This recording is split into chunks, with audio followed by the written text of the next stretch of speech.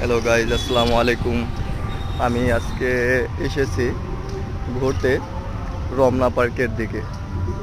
আজকে 12ই রবিউল আউয়াল উপলক্ষে আজকে সরকারি ছুটি ছিল, তাই ভাবলাম সকাল থেকে কি করা যায়।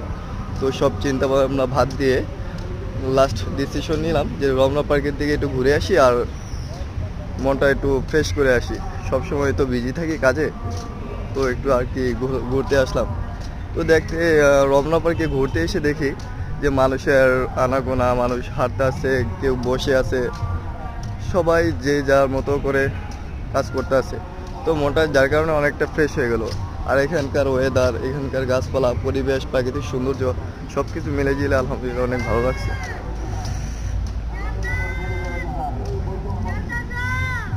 তো নিজে পাশাপাশি দেখতেছি, তো হচ্ছে পরিবেশটা, ওয়েদারটা ভালো দেখে যার কারণে চিন্তা ভাবনা